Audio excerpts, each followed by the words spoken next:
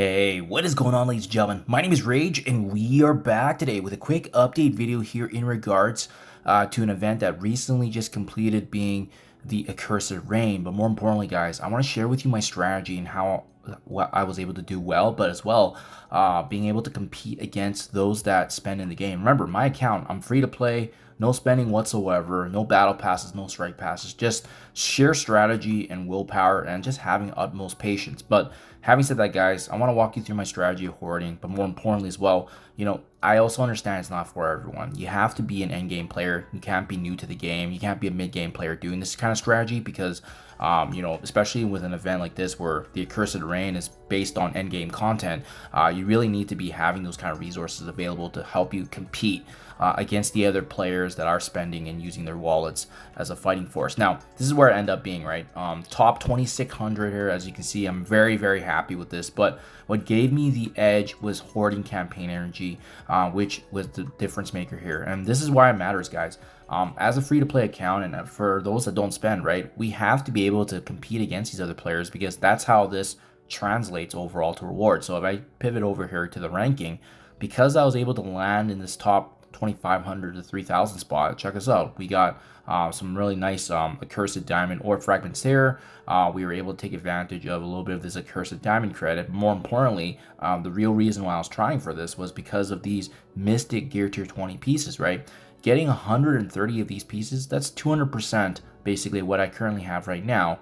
Same with the geodes here. So and typically a character uses about 75 pieces. So by getting this reward here, this almost gave me 2 full characters ready to go here for Mystic towards Age of X. Absolutely massive here, ladies and gentlemen. And again, no spending whatsoever, just knowing how to battle and knowing the strategy behind this. Remember, with the scoring here, there was a couple ways. You could either pay to play, which is these opening of the Shadow King Diamond Orbs. I'm sure I probably actually outcompeted some folks that bought this because end of the day, it was a mixture of this campaign energy spending and as well as the Hellfire Orb Fragments, which I was earning already from my daily arenas. Now, if you guys haven't already, I've made videos on how I've been able to push into the top 10 as well with some really strong team combinations. I'll link that below if you guys are interested, but that's been able to help me stay afloat in the top 10, top 20 ranking. But more importantly, the overall strategy, which is the hoarding of campaign energy. It's been actually quite some time since we've seen an energy spending event, so I was even kind of thinking like, oh shoot, maybe it's not going to happen.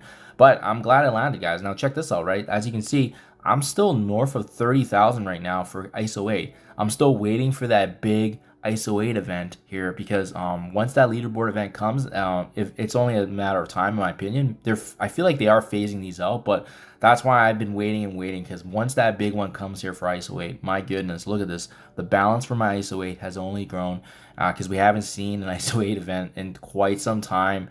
I think the last one was either early this year or last year, but either way, guys, it's just patience and maintaining this resolve once these events unleash themselves. Now, this is how you hoard, right? Like now that my yellow energy has been fully utilized, I'm also going to continue hoarding again now and restart this because when this event started, I had roughly 17 to 18,000 campaign energy, and that's actually what gave me the head start for this event, and that is how I was able to do so well in this event. Now let me show you on screen here how this is typically done. So when your energy is maxed out, like what you're seeing with ISO 8 campaign, you simply tap the energy here, and then it's going to prompt you if you want to use power cores. And I did do that. I did this 4 times every single day for the campaign energy, even knowing that I wasn't obviously using that energy. So let me show you here. I'm going to tap the 50 power cores to spend it, and boom, just like that, it gets added now into my ISO 8. And you can do that 4 times per day with the power cores. That's how I was able to build up my yellow campaign energy. And as well, guys, remember, it doesn't necessarily mean you don't use your energy at all to complete your dailies and whatnot. But remember, with these ones, like the ISO 8 ones, it's optional. So as long as you're doing this one or the other, you'll be able to hit the strike passes. I've never missed a strike pass in terms of completion. As you can see right here, we are on number 43, and we're not gonna have any issues whatsoever here because in the next week we'll be able to get this done, and that's again without me using any of my ISO 8 campaign energy. I really do hope though that we're gonna get some sort of ISO 8 one. I can't wait to unleash this 33,000. It's gonna be so much, man. It's really hard to compete when you have something like this already being ready in your account. But yeah, this is a tried and true endgame strategy, guys. Let me know what you think. Comments below, though. That's how I was able to do so well in this event. And like I said, no spending, completely free to play, and we were able to compete with spenders and got heavily rewarded. It's a darn shame because I was so close to this milestone 18, but you know, I won arena, lost, I think pushed me into the top 20, and that could have been the difference maker there, as you can see. But my goodness, guys, I'm pretty happy. It would have been nice if I got into the top 2500. That would have been an extra 40 pieces, but I'm not complaining. That's 260 gear tier 20 pieces I did not have, and as you guys know, gear tier 20 is the hot commodity right now. We can farm this in the Intel store, but it is very, very hard to find right now because only 2 pieces show up each time.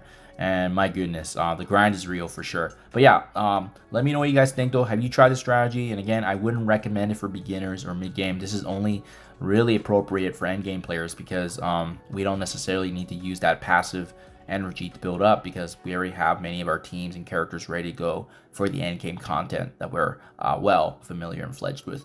Though hopefully this is helpful, guys. Do share the video if this is able to help you guys as well prepare for the next event. Now we get a bit of some time to breathe to see what the next leaderboard is going to be of.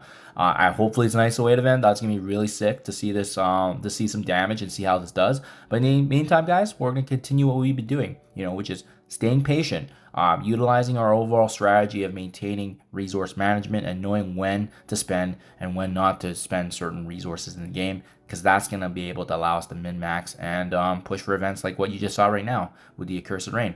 Hope this is helpful, guys. Thank you for your time as always, and I'll catch you guys in the next one.